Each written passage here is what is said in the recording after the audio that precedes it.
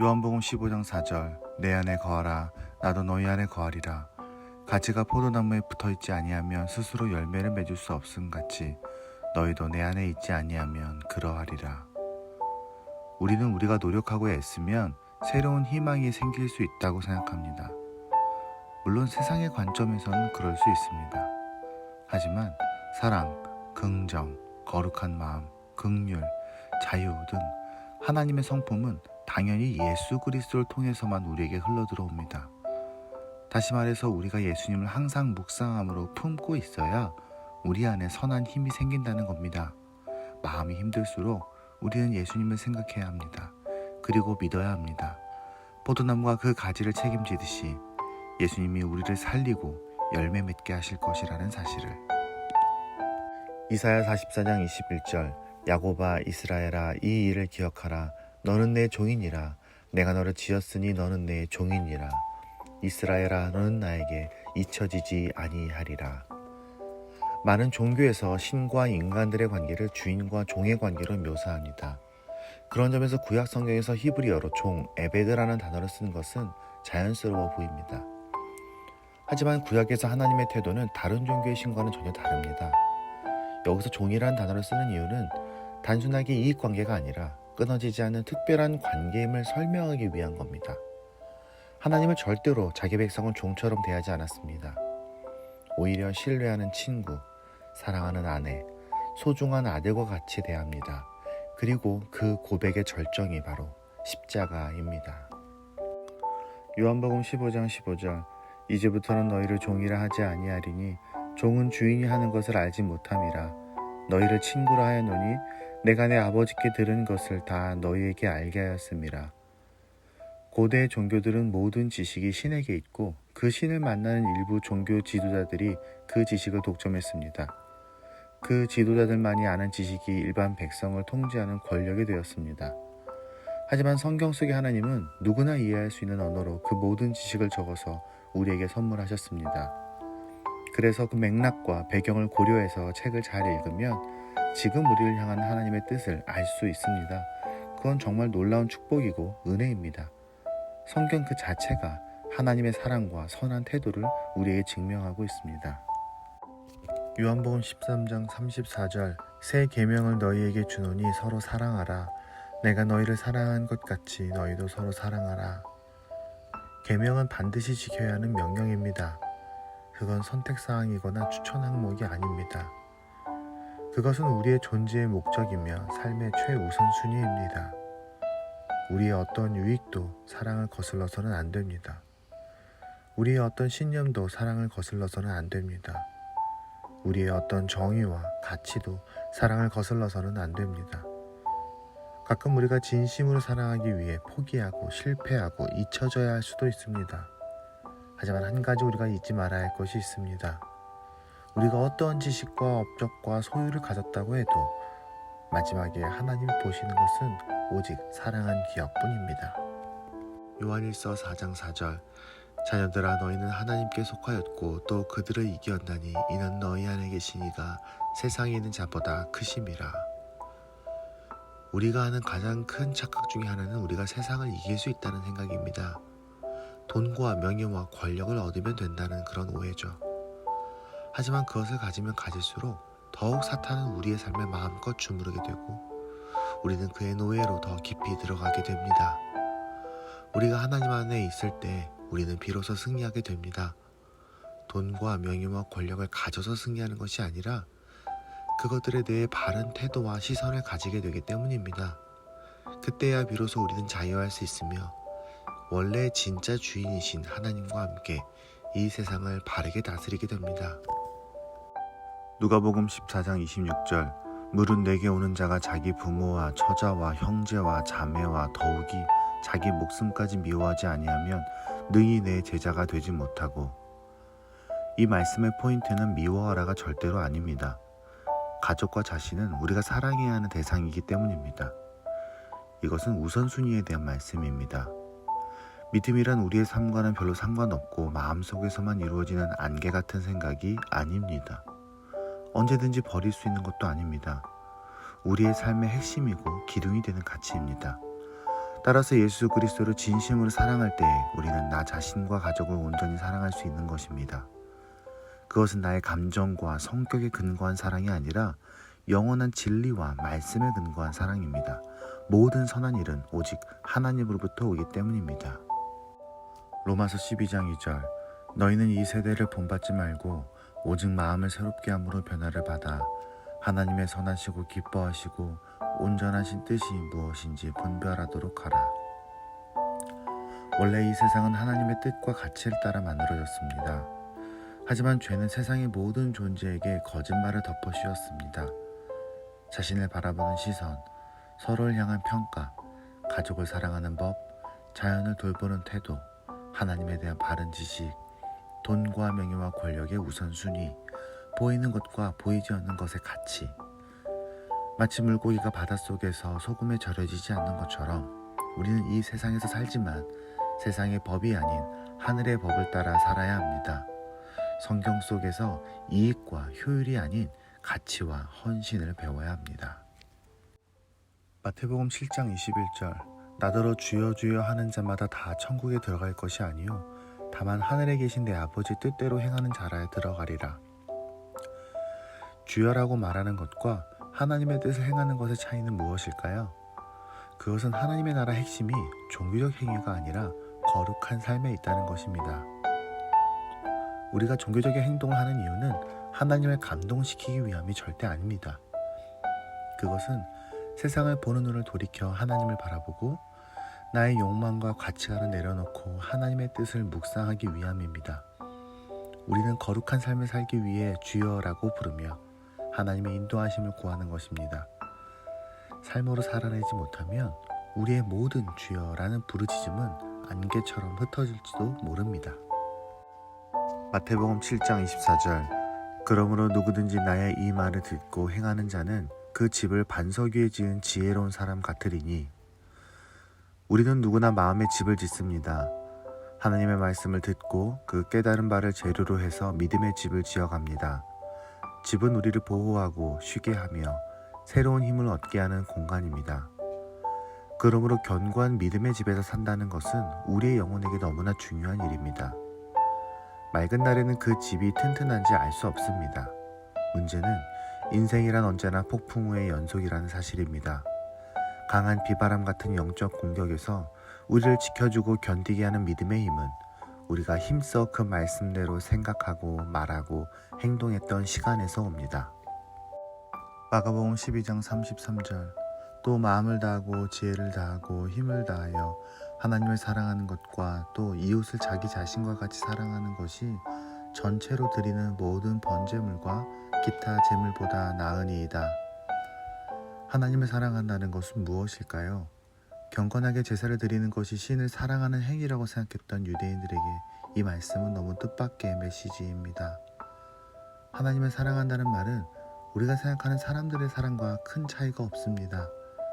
사랑 자체가 하나님에게서 나온 것이니까요. 우리도 형식적인 행동보다는 진심의 마음가짐을 더 중요하게 생각합니다.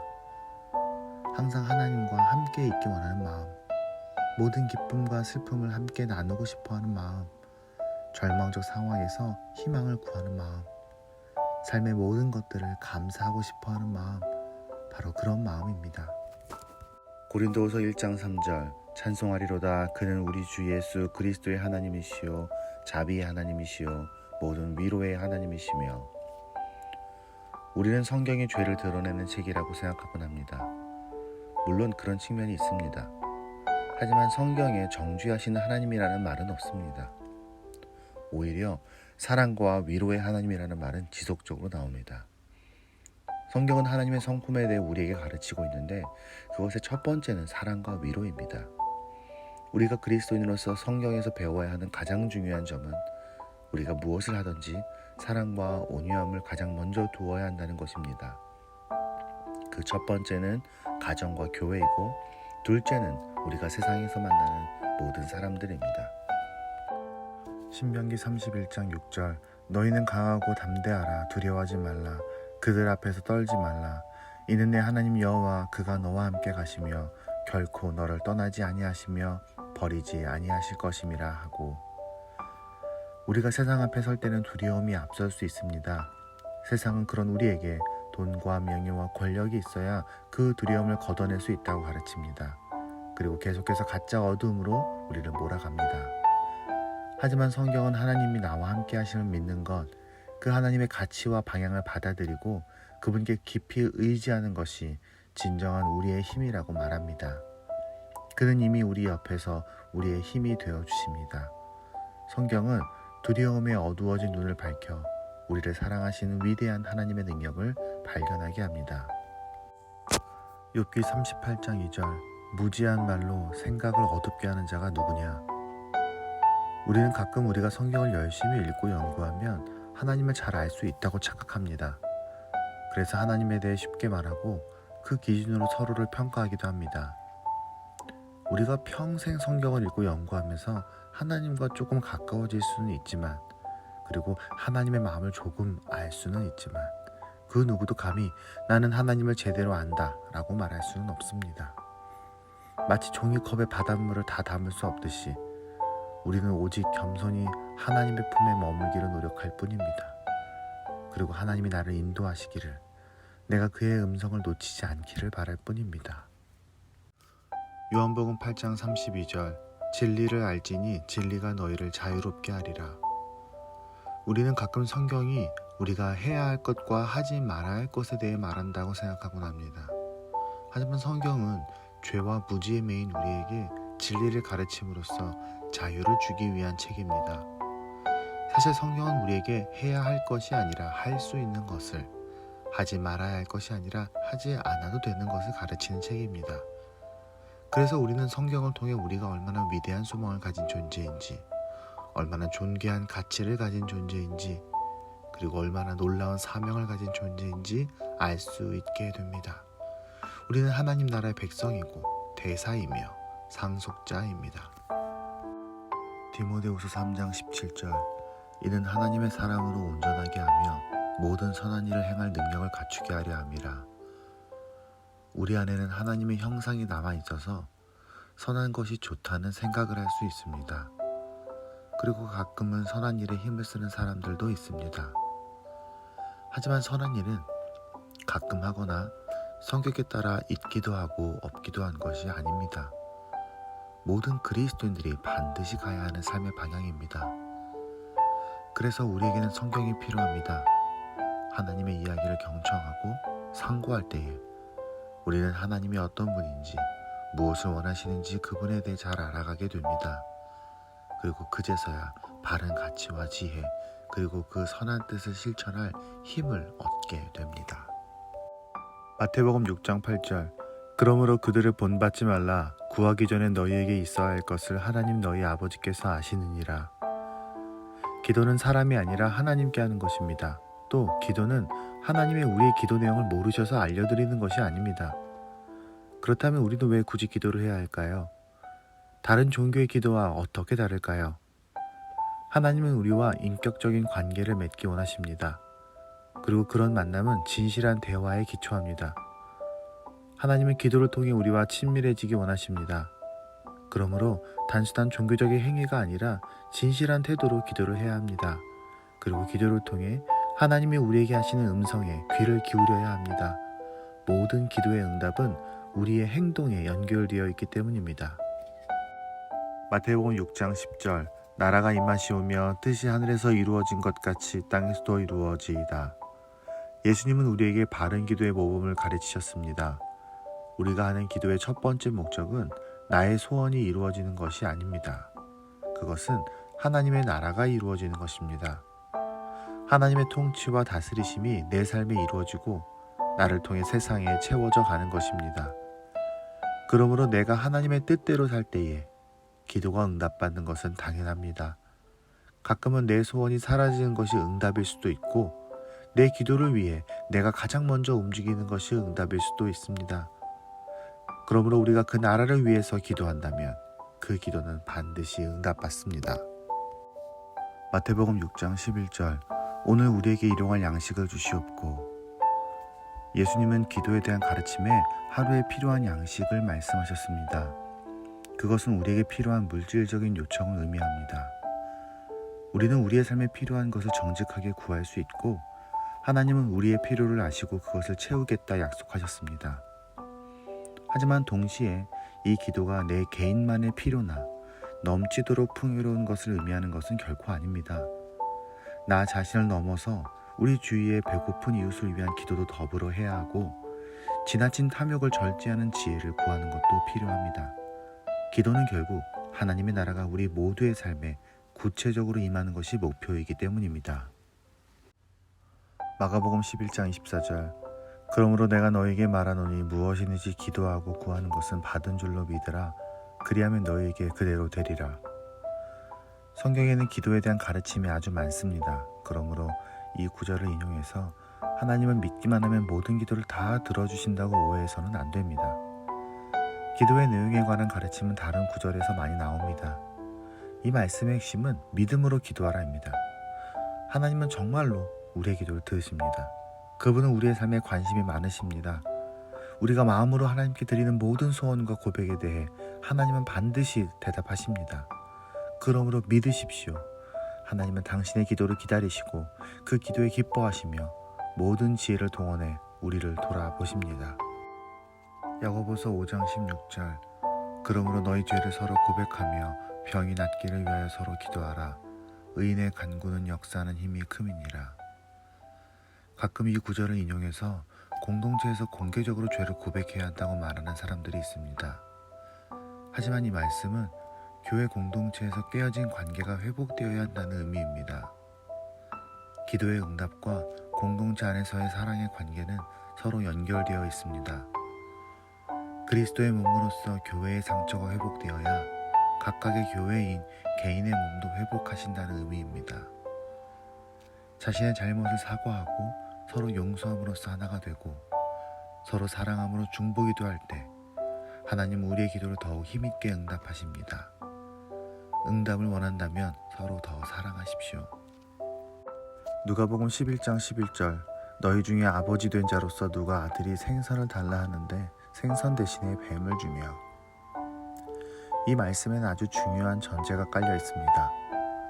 우리가 기도하는 대상은 위협적인 신도 계산적인 권력자도 아닌 아들을 사랑하는 아버지라는 것입니다. 그것도 우리가 세상에서 경험할 수 없는 가장 모범적인 아버지. 아버지는 자녀가 원한다고 무조건 다 주는 게 아닙니다. 자녀에 대해 잘 알기 때문에 사랑과 지혜로 가장 적절한 대답을 합니다. 그러므로 우리는 하나님께 우리의 삶의 모든 상황과 감정과 문제들을 전부 정직하게 고백할 필요가 있습니다. 그리고 신뢰해야 합니다. 우리 아버지께서 가장 바른 대답을 하시리라는 것을. 그걸 믿고 나아가면 됩니다. 누가복음 11장 13절 너희가 악할지라도 좋은 것을 자식에게 줄 줄 알거든 하물며 너희 하늘 아버지께서 구하는 자에게 성령을 주시지 않겠느냐 하시니라. 기도하는 자녀에게 주시는 아버지 하나님의 최고의 대답은 다름 아닌 성령님입니다. 우리가 생각하는 최고의 기도의 응답은 뭔가 문제를 해결해 주거나 좋은 물건을 주거나 능력을 주는 것일 수 있습니다. 그렇다면 성령을 주신다는 것은 무엇을 의미하는 걸까요? 먼저 성령을 받는다는 것은 거듭나는 것과 같은 의미입니다. 그리고 성령님이 함께 하신다는 것은 하나님이 함께 하신 것과 같습니다.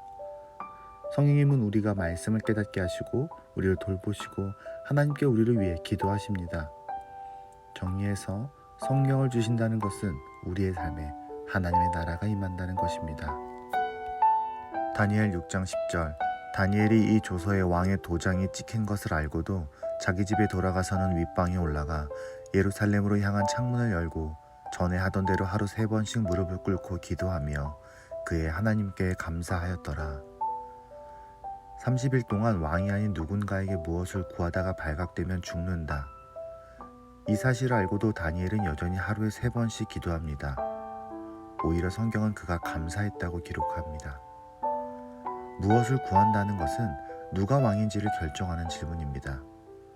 다시 말해서 지금 다니엘의 기도는 나의 왕은 하나님이라는 고백을 멈추지 않았다는 것을 의미합니다. 돈이든 명예든 권력이든 특정 영역에서 혹은 특정 기간에 우리는 하나님이 아닌 것을 왕으로 삼기도 합니다. 우리의 매일의 기도는 그것을 예방하는 힘이 있습니다. 로마서 8장 26절 이와 같이 성령도 우리의 연약함을 도우시나니 우리는 마땅히 기도할 바를 알지 못하나 오직 성령이 말할 수 없는 탄식으로 우리를 위하여 친히 간구하시느니라. 우리는 나름대로 우리의 필요를 따라 기도합니다. 하지만 우리는 여전히 연약하고 제대로 기도하지 못합니다. 우리는 우리에게 정말 필요한 것이 무엇인지 잘 모를 때가 많습니다. 우리의 생각과 언어로는 우리의 삶을 제대로 표현할 수 없습니다. 그러므로 언제나 우리의 기도는 부족합니다. 감사하게도 하나님은 그런 우리를 잘 아십니다. 그리고 우리 안에 계신 성령님께서 우리를 위해 기도하십니다. 성령님을 신뢰하면서 우리는 계속해서 기도해야 합니다. 그리고 더 기도를 발전시켜 나가야 합니다. 마가복음 1장 35절 새벽 아직도 밝기 전에 예수께서 일어나 나가 한적한 곳으로 가사 거기서 기도하시더니. 이 구절은 우리에게 몇 가지 메시지를 전달합니다. 첫째, 자신이 하나님 그 자체이시지만 기도를 하심으로써 기도가 바로 아버지 하나님과의 소통임을 가르치셨습니다. 둘째, 아무도 없는 곳에서 기도하심으로써 기도는 하나님과의 1대1의 인격적인 대화라는 것을 가르치셨습니다.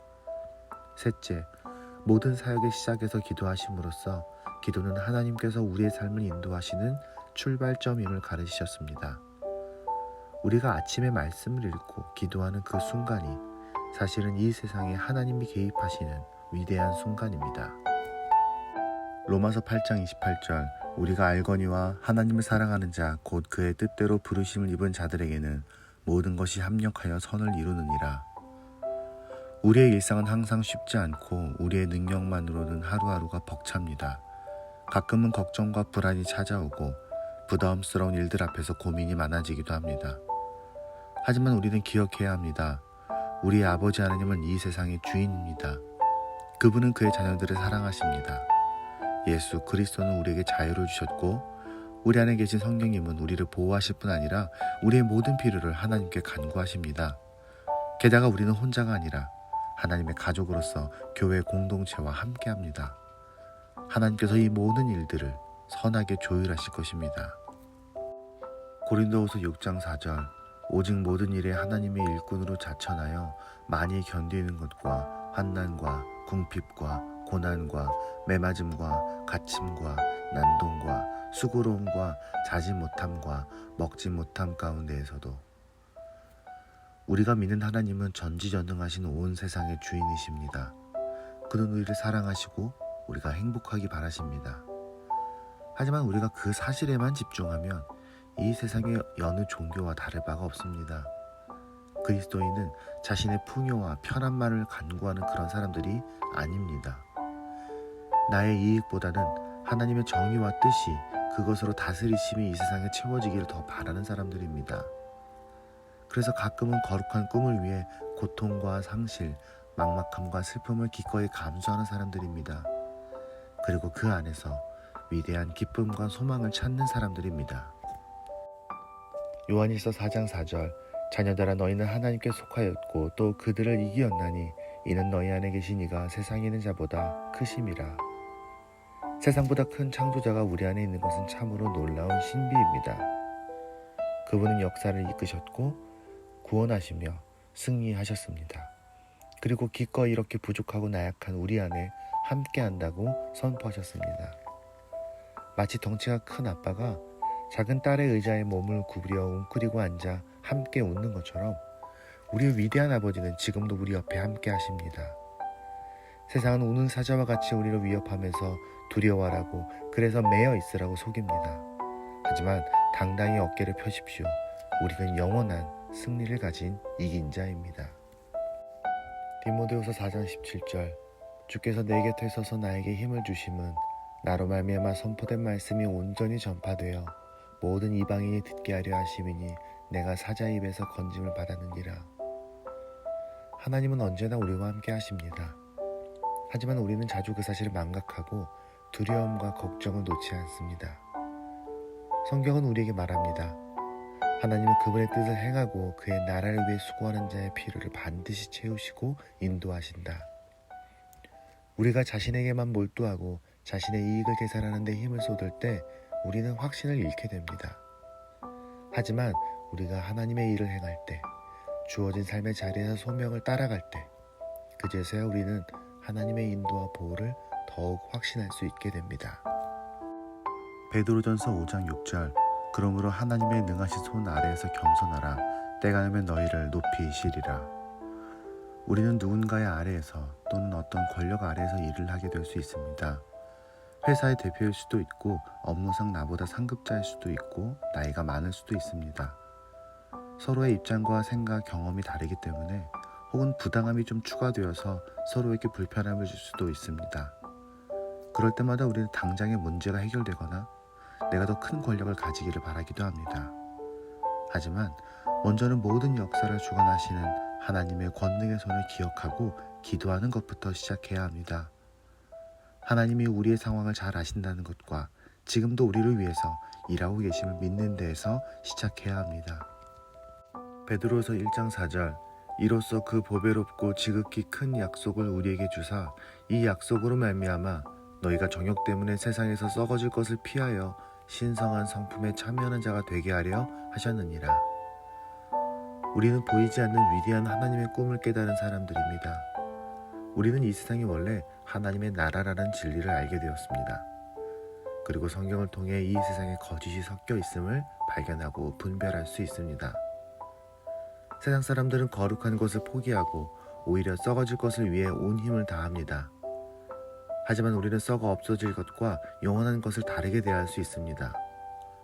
서로 사랑하고 소중히 여기기 위해 돈과 명예를 기꺼이 소비할 수 있고 정직과 자유로움을 위해 사소한 이익과 권력을 기꺼이 버릴 수 있습니다. 베드로후서 1장 10절 그러므로 형제들아 더욱 힘써 너희 부르심과 택하심을 굳게 하라. 너희가 이것을 행한즉 언제든지 실족하지 아니하리라. 우리가 가끔 삶에서 흔들리고 넘어지는 이유는 우리 삶의 의미와 목표 그리고 가치를 잊고 살기 때문입니다. 마치 자전거가 방향을 향해 나아갈 때 넘어지지 않는 것처럼 마치 아름다운 모양새가 아니라 페달을 꾸준히 밟아야 나아가는 것처럼 우리는 우리의 삶의 목표가 하나님과 사람을 사랑하는 것이며 그 거룩한 힘은 오직 말씀과 기도를 통해서 하나님과 깊이 연결되어 있는 데에서 나온다는 것을 잊어서는 안 됩니다. 오직 그분만이 우리의 삶의 질서와 평안과 소망을 불어넣습니다. 요한복음 17장 3절 영생은 곧 유일하신 참 하나님과 그가 보내신 자 예수 그리스도를 아는 것이니이다. 사람들은 성경이 말하는 영생을 단순히 이 세상의 것과 같은 즐거움을 영원히 누리는 것으로 축축하곤 합니다. 그건 사람들의 죽음에 대한 두려움과 세상의 소유에 대한 탐욕 때문입니다. 그래서 막연하게 하나님이 주신다고 말하는 영생을 마음대로 이해하곤 합니다. 하지만 성경이 말하는 영생은 단순히 영원히 사는 것이 아닙니다. 그것은 예수 그리스도를 통해 하나님을 경험하고 그분과 다시 관계가 회복되어 그의 통치와 다스림 속에 들어가는 것입니다. 그리고 그 안에는 모든 생명과 소망 그리고 기쁨이 감춰져 있음을 발견하는 것입니다. 빌립보서 1장 6절 너희 안에 착한 일을 시작하신 이가 그리스도 예수의 날까지 이루실 줄을 우리는 확신하노라. 우리는 가끔 여러 가지 계획을 하지만 실패하거나 포기합니다. 우리의 힘과 지혜가 부족하거나 상황이 여의치 않기 때문입니다.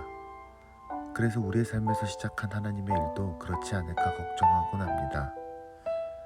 가정과 교회 안에서 서로 사랑하게 하신 일, 우리가 영적으로 성장하게 하는 일, 우리의 삶에서 하나님의 나라가 임하기에 노력하는 일. 하지만 우리가 잊어서는 안 되는 것은 이 모든 일을 계획하고 시작한 분은 우리가 아니라 하나님입니다. 그는 실패하지 않으시고 포기하지 않으시며 실수하지 않으십니다. 그분의 날에 그분의 방법 가운데 분명히 완성하실 것입니다. 베드로전서 1장 4절 썩지 않고 더럽지 않고 쇠하지 아니하는 유업을 잊게 하시나니 곧 너희를 위하여 하늘에 간직하신 것이라. 이 세상에 영원한 것은 없습니다. 어떤 부유함도 줄어들고 어떤 명예도 잊혀지며 어떤 권력도 쇠하게 됩니다. 그래서 그런 것들을 쫓아가는 삶을 살게 되면 영원히 손에 쥐어지지 않는 안개를 탐하는 것과 같습니다. 그것이 바로 사탄이 우리에게 던지는 유혹입니다. 하지만 우리는 무엇이 영원한 것인지 알고 있습니다. 하나님을 향한 우리의 믿음, 그것은 결코 사라지지 않으며 빼앗기지 않으며 흔들리지 않습니다. 하나님을 향한 모든 노력은 반드시 가치가 있습니다. 그리고 그 가치는 죽음 넘어서에 이릅니다. 우리는 그 위대함을 가졌습니다. 사도행전 2장 42절 그들이 사도의 가르침을 받아 서로 교제하고 떡을 떼며 오로지 기도하기를 힘씁니다. 이 말씀은 베드로의 위대한 설교에 응답한 사람들의 모습을 압축적으로 보여주는 구절입니다. 이것은 4가지로 정리됩니다. 배움, 교제, 식사, 기도. 여기서 배움이란 예배와 훈련입니다. 교제는 서로 만나고 삶을 나누며 대화하는 것입니다. 식사는 주의 만찬과 더불어 식사를 함께 한다는 점에서 경지적 나눔을 의미합니다. 기도는 개인 경건 생활입니다. 그렇게 그들은 교회가 되어 갔습니다. 그 교회의 위대한 역사는 지금 우리에게까지 닿아 있습니다.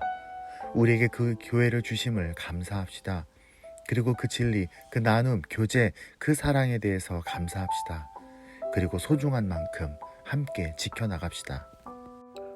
요한계시록 2장 29절 귀 있는 자는 성령이 교회들에게 하시는 말씀을 들을지어다. 하나님은 그 위대한 생각을 교회에게 전하십니다. 세상은 그 교회가 듣고 전하는 말을 통해 하나님에 대해 이해하게 됩니다. 그러므로 교회는 바르게 하나님의 음성을 듣는 책임이 있습니다. 하나님의 뜻과 성품과 계획과 방향을 성경과 성령을 통해 발견해 나가야 합니다. 하지만 지식과 지혜가 부족하거나 개인의 착각과 욕심이 뒤섞이면 우리는 잘못 전달하는 실수를 할 수 있습니다. 중요하지 않은 것을 너무 강조하면 중요한 것을 놓칠 수 있고 말만 하고 삶으로 증명하지 않으면 진리를 거짓말로 바꿀 수도 있습니다. 우리에게는 위대한 책임이 있습니다. 에베소서 5장 29절 누구든지 언제나 자기 육체를 미워하지 않고 오직 양육하여 보호하기를 그리스도께서 교회에게 함과 같이 하나니. 성경은 그리스도와 교회의 관계를 부부의 관계로 비유합니다. 남편이 아내를 소중히 여기고 자기 몸을 대하듯이 필수적인 존재로 이해하는 것처럼 교회도 예수님에게 배우자와 같은 존재입니다. 그건 단순히 가깝다가 아니라 교회를 빼놓고는 예수님을 생각할 수 없다는 의미입니다.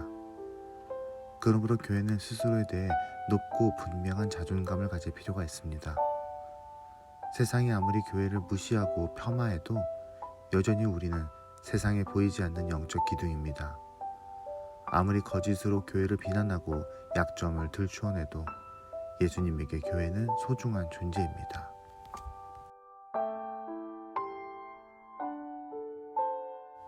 사도행전 7장 38절 시내산에서 말하던 그 천사와 우리 조상들과 함께 광야 교회에 있었고 또 살아있는 말씀을 받아 우리에게 주던 자가 이 사람이라.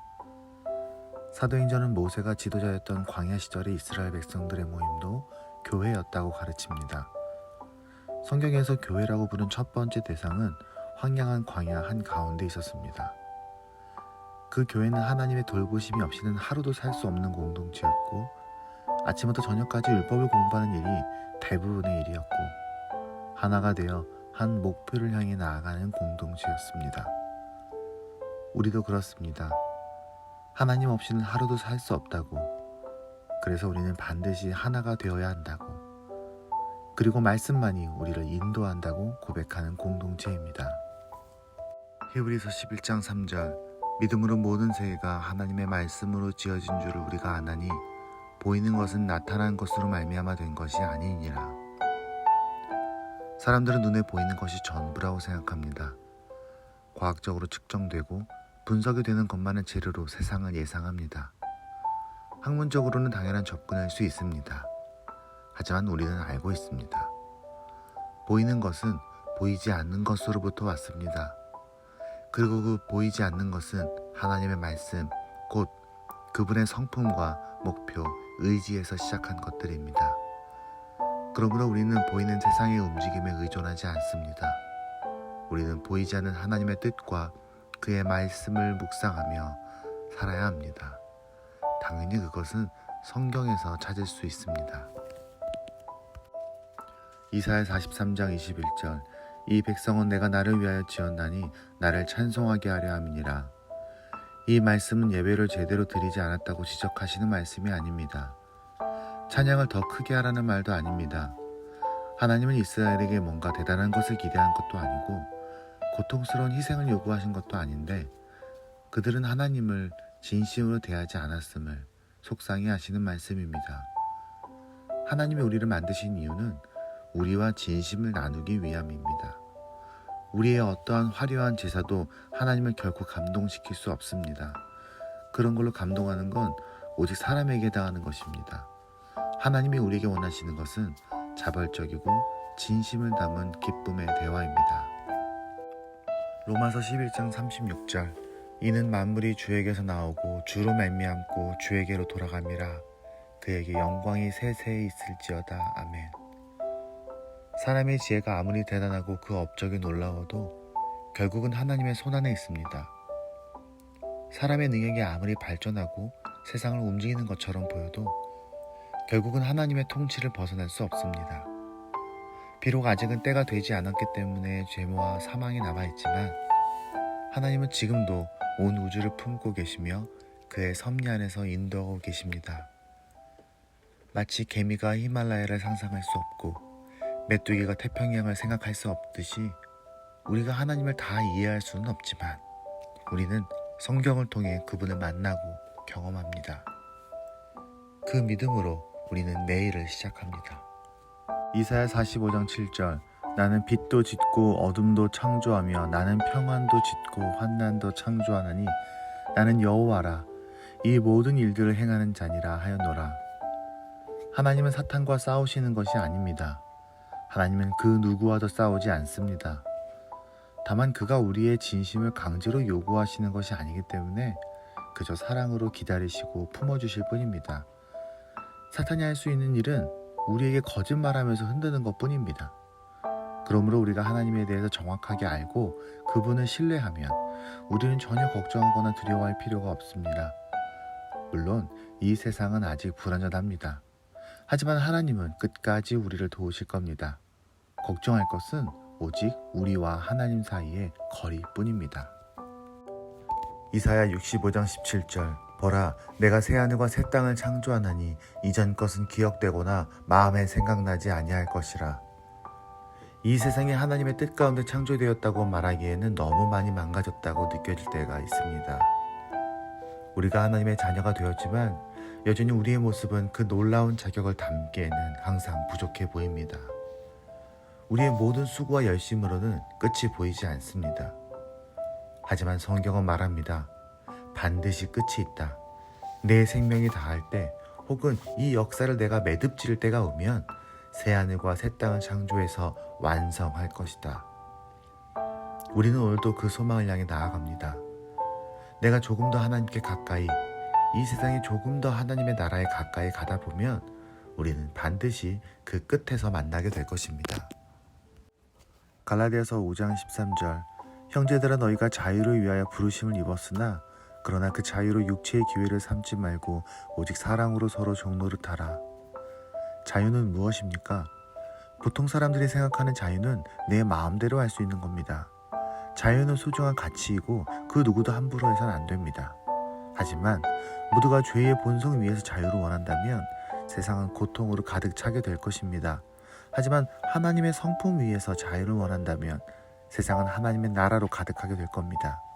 진정한 사랑은 하나님의 성품과 자유가 만날 때 가능합니다. 진정한 자유는 하나님의 성품과 사랑이 만날 때 가능합니다. 하나님의 성품은 모든 것을 온전하게 만드는 기초입니다. 모든 선함은 오직 하나님으로부터 옵니다. 갈라디아서 5장 14절 온 율법은 내 이웃 사랑하기를 내 자신같이 하라 하신 한 말씀에서 이루어졌나니. 가끔 율법을 잘 지키려면 서로를 속박하거나 규정을 엄하게 적용해야 한다고 생각할 수 있습니다. 그리고 그러려면 보기 좋은 모양새를 위해서 서로의 마음에 좀 상처를 주거나 억지로 강요하기 위해 불평을 억누르는 것이 불가피하다고 생각할 수 있습니다. 오늘날에도 마찬가지입니다. 하지만 아무리 규칙을 잘 지키는 것처럼 보여도 서로에 대한 배려와 사랑이 없고 멤버들을 위한 기쁨과 자유함이 없다면 그것은 결국 율법을 지키지 못한 겁니다. 사랑을 주고받지 못했다면 모든 것이 실패입니다. 사랑하기 위해서라면 얼마든지 서로를 위해서 바꿀 수 있습니다. 레위기 19장 18절 원수를 갚지 말며 동포를 원망하지 말며 내 이웃 사랑하기를 내 자신과 같이 사랑하라. 나는 여호와이니라. 우리는 자주 우리의 이익과 기분에 따라 태도와 의견을 결정합니다. 세상은 그게 당연하다고 말합니다. 그렇게 하지 않으면 어리석고 심지어 나쁜 사례를 만드는 악한 일이라고까지 말합니다. 하지만 그들의 말을 듣지 마십시오. 하나님은 우리의 당장의 이익이나 손해, 감정이나 평가에 의해 행동하는 것은 주인 대신 하나님의 주권을 거부하는 것이라고 경고합니다. 우리의 가족과 교회와 친구들을 사랑하고 용서하며 기꺼이 손해를 감수하는 것은 하나님의 강력한 명령입니다. 물론 하나님은 이 명령에 순종하는 자를 절대로 잊지 않고 갚으십니다. 골로새서 3장 12절 그러므로 너희는 하나님의 택하사 거룩하고 사랑받는 자처럼 긍휼과 자비와 겸손과 온유와 오래 참음을 옷 입고 사랑을 받은 사람이 사랑을 합니다. 하지만 사랑을 바르게 충분히 받은 사람은 세상에 없습니다. 그래서 우리는 서로 사랑의 결핍 가운데 만나고 서로를 사랑할 힘이 부족해서 무너집니다. 그러므로 우리에게는 하나님의 사랑이 필요합니다. 말씀과 기도와 예배를 통해서 하나님이 우리를 얼마나 사랑하시는지 먼저 계속 배우고 깨닫고 느껴야 합니다. 위대한 창조자 하나님이 사람이 되어 우리 곁에 오시고 그 낮고 천한 삶을 견디시고 대신 죽음으로 우리에게 생명과 자유를 주시기까지 사랑하신 그의 마음을 경험해야 합니다. 베드로전서 1장 16절 기록되었을 때 내가 거룩하니 너희도 거룩할지어다 하셨느니라. 하나님은 거룩하십니다. 그것은 고상하다거나 뭔가 신비롭다는 의미가 아닙니다. 그것은 세상에 의해 영향을 받지 않고 선하고 정의롭고 아름다운 것이 오직 하나님으로부터 나옴을 선언하시는 것입니다. 우리가 그분을 따라 거룩하다는 말은 우리의 삶의 모든 가치관을 하나님을 기준으로 삼는다는 말입니다. 세상의 거짓과 이익, 두려움과 허영에 따라 더럽혀지지 않도록 노력한다는 말입니다. 그러기 위해서는 말씀과 기도로 항상 하나님을 소통하고 그분을 의식해야 합니다. 그러면서 그분을 닮아가고 그분을 따라가며 그분께 의존해야 합니다. 에베소서 4장 1절 그러므로 주 안에서 갇힌 내가 너희를 권하노니 너희가 부르심을 받은 일에 합당하게 행하여. 사람의 말과 행동은 그 사람의 배경을 드러나게 할 수 있습니다. 어떤 사람이 군인인지 상인, 교사, 나그네인지는 그의 모습을 잘 관찰하면 드러나곤 합니다. 그렇다면 부르심을 받은 기독교인임을 드러내는 행동은 무엇일까요? 종교적 언어가 능숙하고 예배당에 있는 것일까요? 성경은 우리에게 이렇게 가르칩니다. 겸손, 온유, 오래 참음, 사랑, 평화, 용납함, 존중. 사람들은 우리가 굳이 교인임을 드러내지 않아도 이러한 성품을 통해 우리가 특별한 사람임을 깨달을 수 있습니다. 그리고 필요한 때가 되면 우리의 진짜 신분과 그 공동체의 진정성을 발견하게 될 것입니다. 에베소서 4장 27절 마귀에게 틈을 주지 말라. 여기서 틈은 악한 영향력이 들어올 수 있는 기회입니다. 언어상 사탄이 서 있을 수 있는 자리를 의미합니다. 그건 우리의 순간적 감정일 수도 있고 누군가의 부족함일 수도 있으며 서로의 차이로 인한 갈등일 수도 있습니다. 하지만 우리는 모두 완벽하지 않고 서로 많이 다르며 전부 이해할 수가 없습니다. 그러므로 그 틈이 언제든지 있을 수 있음을 인정하고 서로 배려하며 노력해야 합니다. 당연히 이 일에는 지식과 지혜와 사랑이 필요합니다. 기도와 말씀을 기초로 해서 계속해서 소통하면서 하나됨을 위해서 최선을 다해야 합니다. 하나됨 자체가 우리에게 놀라운 영적 무기입니다. 골로새서 3장 15절 그리스도의 평강이 너희 마음을 주장하게 하라. 너희는 평강을 위하여 한 몸으로 부르심을 받았나니 너희는 또한 감사하는 자가 되라. 우리는 자주 조건과 상황이 우리에게 평화를 가져다 준다고 믿습니다. 그래서 우리가 불안하거나 흔들릴 때 사람을 원망하거나 환경의 문제에 집중하곤 합니다. 하지만 성경은 환경이 평화를 주는 것이 아니라 평화가 먼저 우리의 마음을 다스리고 그 평화의 힘으로 환경을 바꾸어가는 것이라고 말합니다. 그것은 우리의 노력이나 능력으로 되는 것이 아닙니다. 오히려 나 자신을 내려놓고 예수님의 성품이 나를 다스리도록 그분을 충분히 묵상하는 데에서 시작합니다. 예수님이라면 어떻게 생각하셨을까? 말하셨을까? 행동하셨을까? 그 질문이 바로 시작입니다. 베드로전서 2장 2절 갓난아이들과 같이 순전하고 신령한 젖을 사모하라. 이는 그로 말미암아 너희로 구원에 이르도록 자라게 하려 함이라. 우리가 영어 공부를 하면서 새로운 언어를 익히는 것처럼, 연습을 하면서 요리 실력을 쌓는 것처럼 우리는 성경을 바르게 읽어가면서 우리 안에 하나님의 성품이 자라게 합니다. 당연히 그 성장에는 시간과 노력이 필요합니다. 그리고 성장할수록 마치 높은 산에 오르는 것처럼 더 넓은 세상을 볼 수 있는 시야를 얻게 됩니다. 그리스도인에게 성품의 성장은 반드시 나아가야 할 방향이며 하나님은 그 과정에서 우리를 도우실 것입니다. 그리고 반드시 더 많은 감사의 제목과 더 자유로운 삶으로 우리를 인도하실 것입니다. 고린도후서 5장 17절 그런즉 누구든지 그리스도 안에 있으면 새로운 피조물이라 이전 것은 지나갔으니 보라 새 것이 되었도다. 우리가 예수 그리스도를 영접할 때 우리는 새롭게 태어납니다. 하지만 그것이 우리의 완벽해짐을 의미하는 것은 아닙니다. 우리의 상처와 부족함과 비뚤어진 마음은 여전히 우리에게 남아 있습니다. 그래서 사탄은 말합니다. 변한 건 아무것도 없다. 내 영혼일 뿐이고 내 육신의 삶은 그냥 적당히 살아도 아무도 신경 쓰지 않을 것이다. 그냥 내 수준대로 살아라. 하지만 말씀은 우리에게 말합니다. 이제 너는 새롭게 태어났으니 너의 감정과 육신의 삶도 새롭게 시작해라. 하나님은 너의 진심을 보신다. 더 선하고 정의롭고 건강하고 균형 있는 삶을 살 수 있다. 골로새서 3장 1절 그러므로 너희가 그리스도와 함께 다시 살리심을 받았으면 위의 것을 찾으라.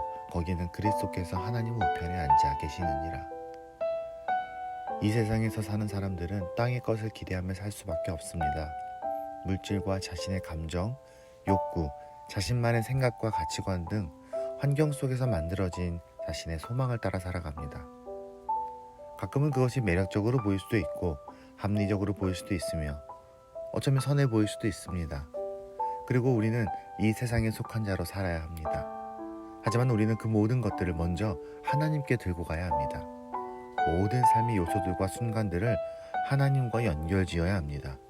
그래서 하나님 없는 삶의 영역들이 없도록 노력해야 합니다. 로마서 8장 29절 하나님이 미리 아신 자들을 또한 그 아들의 형상을 본받게 하기 위하여 미리 정하셨으니 이는 그로 많은 형제들 중에 맏아들이 되게 하려 하심이니라.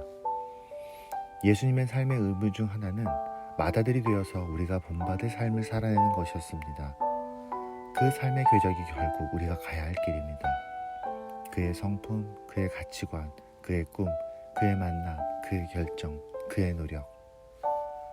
우리는 성경을 통해 그분이 살았던 삶의 의미를 깊이 묵상하고 그 모습을 본받는 삶을 살아야 합니다. 그것은 어렵고 답답하고 두려울 수도 있습니다. 하지만 결국 하나님은 예수님을 닮아가는 삶을 통해 영광을 받으실 것이고 그 길 위에 서 있는 우리에게 복을 더하실 것입니다. 마지막에 우리는 그 길 끝에서 웃을 것입니다. 히브리서 10장 24절 서로 돌아보아 사랑과 선행을 격려하며 성경은 우리에게 서로 사랑할 것과 선한 삶을 살 것을 명령합니다. 중요한 것은 이 메시지가 공동체를 향한다는 사실입니다. 사랑하는 법과 선한 삶은 교회 공동체에서 배우고 연습하며 힘을 얻어야 합니다. 그 안에서 충분히 채워진 사랑과 선한 마음이 우리의 삶에 자연스럽게 흘러 넘치는 것입니다. 그러므로 우리는 교회 안에서 사랑을 부어주고 선한 모습을 격려할 책임이 있습니다. 교회는 아낌없이 사랑해도 서운하지 않고 선하게 행동할수록 더 응원이 되는 공동체입니다. 먼저 그렇게 시작합시다. 그리고 그렇게 애쓰는 사람들을 칭찬합시다. 마태복음 16장 24절 이에 예수께서 제자들에게 이르시되 누구든지 나를 따라오려거든 자기를 부인하고 자기 십자가를 지고 나를 따를 것이니라. 자기를 부인한다는 말은 나의 생각과 방법, 가치관과 목표를 고집하지 않는다는 말입니다. 자기 십자가를 진다는 말은 가정과 직업, 만남 등 나에게 주어진 사명과 역할, 맡겨진 영혼을 책임지고 붙잡는다는 말입니다. 예수님을 따른다는 말은 성경 속에서 예수님이 생각하고 말하고 행동하는 방식을 관찰하고 발견하고 이해하고 따라간다는 말입니다. 거듭남은 보이지 않는 영혼에서만 일어나는 일이 아닙니다. 우리의 몸과 마음과 삶 전체에서 일어나는 구체적인 변화입니다. 오늘도 우리는 그 변화를 살아내야 합니다. 에스겔 36장 25절 맑은 물을 너희에게 뿌려서 너희로 정결하게 하되 곧 너희 모든 더러운 곳에서와 모든 우상 숭배에서 너희를 정결하게 할 것이며 세상은 우리 안에 희망이 있다고 말합니다. 인간의 합리성과 생존 본능, 바른 의지 등이 모이면 선한 방향으로 삶을 이끌 수 있다고 말합니다. 그래서 명상을 하기도 하고 좋은 생각을 하기도 합니다.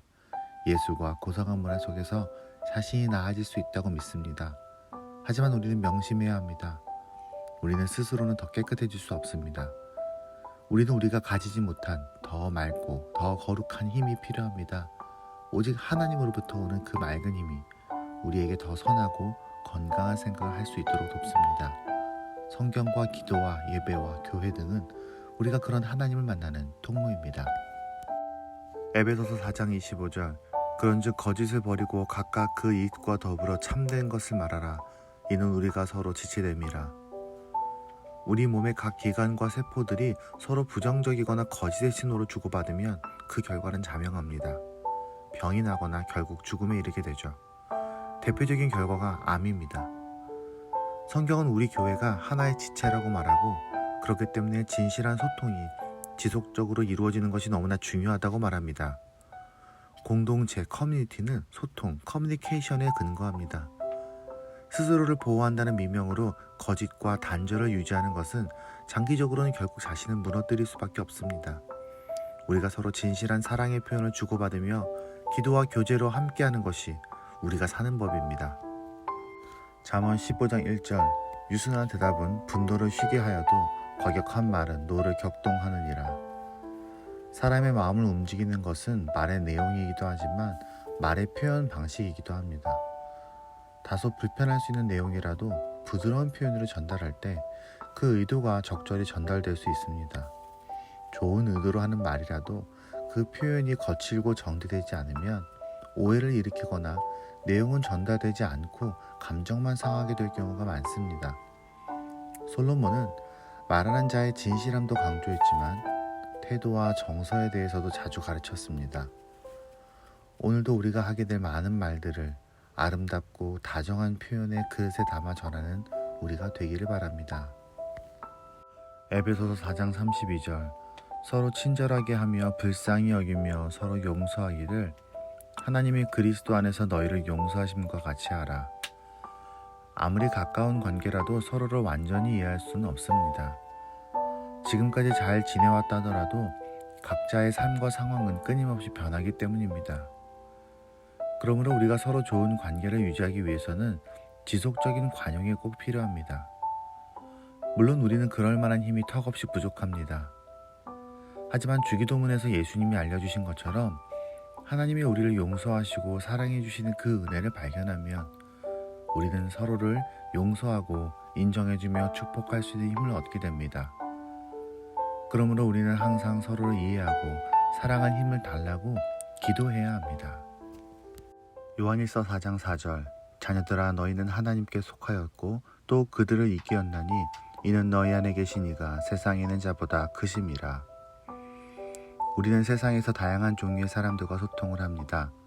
가끔은 대화 중에 불편함을 겪을 수도 있고 마음이 상할 수도 있습니다. 가끔 무시당한다는 느낌이 들 수도 있고 내 말을 수용하지 않는다고 생각해 화가 날 수도 있습니다. 하지만 우리는 세상 사람들과 싸우지 않습니다. 우리는 이미 세상을 이긴 그분의 백성입니다. 우리의 왕이 이겼으므로 우리는 세상과 싸워서 자존심을 세울 필요가 없습니다. 얼마든지 배려해 줄 수 있고 져줄 수도 있고 기다려주고 경청해 줄 수 있습니다. 왜냐하면 우리는 이미 세상보다 크고 더 넓으며 더 존귀하기 때문입니다. 베드로전서 1장 21절 너희는 그를 죽은 자 가운데서 살리시고 영광을 주신 하나님을 그리스도로 말미암아 믿는 자니 너희 믿음과 소망이 하나님께 있게 하셨느니라. 세상은 자신의 이익을 위해 소통의 기술을 익히고자 합니다. 소통을 해서 내가 더 만족하는 삶을 살고자 합니다. 하나님도 우리와 소통하기 원하셨습니다.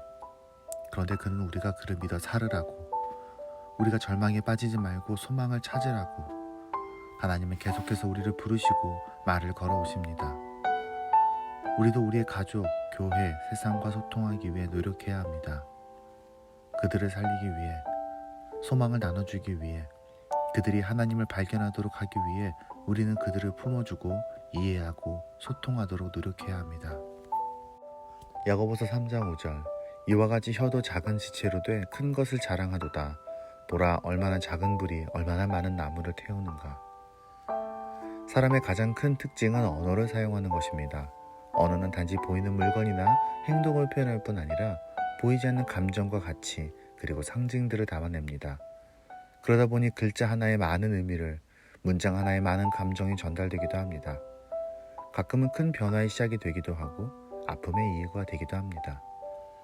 그러므로 하나님의 자녀들은 항상 자신의 언어를 조심하고 길들이며 훈련하기 위해 노력해야 합니다.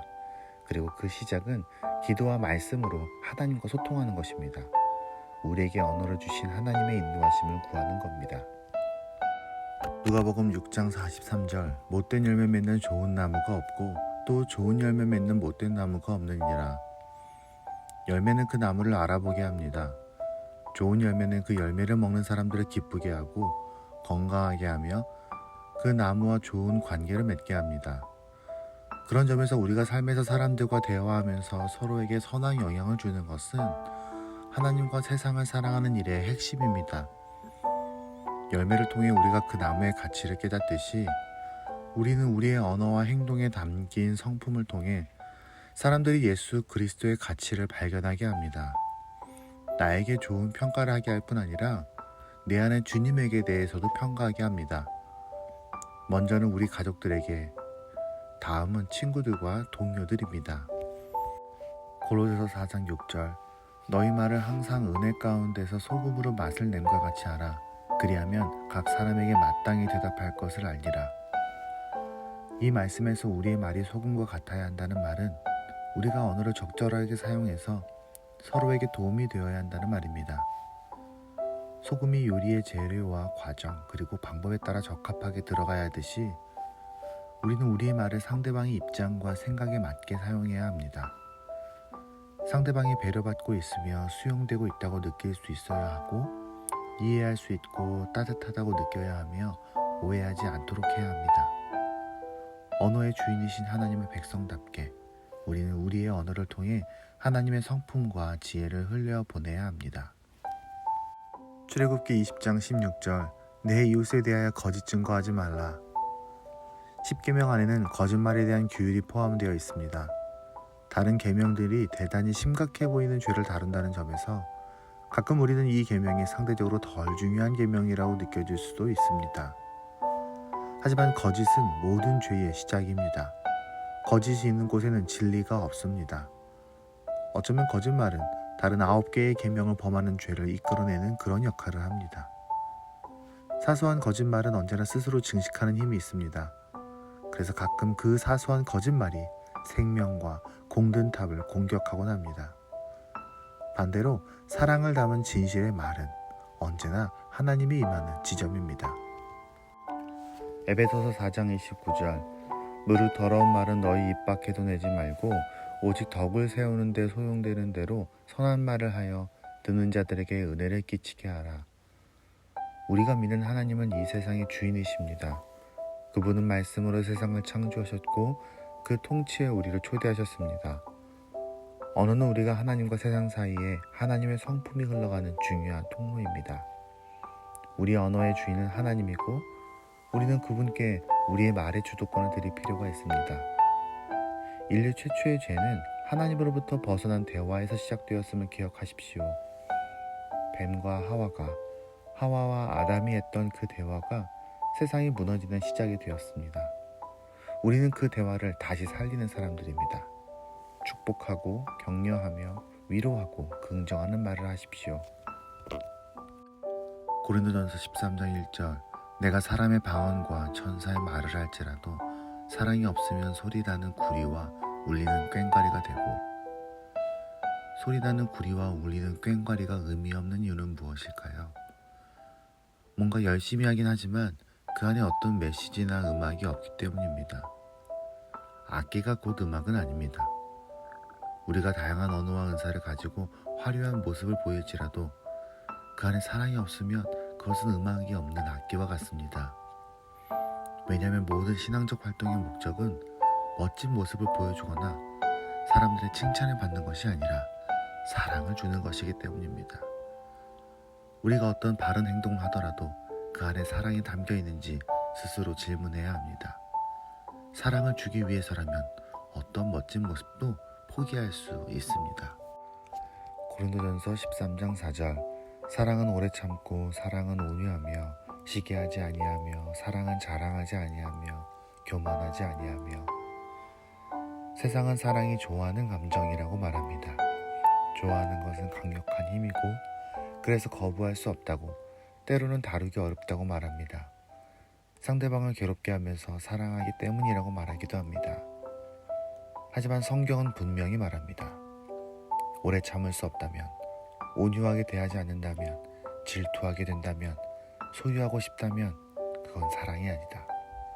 진짜 사랑은 하나님이 주신 것인데 하나님이 우리에게 그런 사랑을 주신 적이 없다. 그런 사랑은 죄가 뭉쳐진 욕망일 뿐이다. 하나님으로부터 먼저 사랑을 받으십시오. 그리고 하나님에게서 사랑을 배우십시오. 새롭게 배우십시오. 마태복음 5장 46절 너희가 너희를 사랑하는 자를 사랑하면 무슨 상이 있으리요? 세리도 이같이 아니하느냐. 사람은 누구나 사랑을 주고받으면 사랑합니다.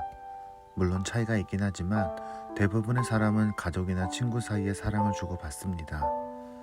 가끔은 부모나 가족에게 무조건적인 사랑을 받기도 합니다. 개인차가 있긴 하지만 우리는 받은 만큼 사랑하는 것이 기본입니다. 혹시 우리가 믿음이 있기 때문에 나의 가족이나 친구나 동료를 더 사랑하고 있습니까? 내가 원래 하는 수준의 사랑보다 더, 사람들이 예상하거나 기대할 수 있는 수준의 사랑보다 더 사랑하고 있습니까? 성경은 우리에게 가르칩니다. 더 사랑하는 것이 믿음이다.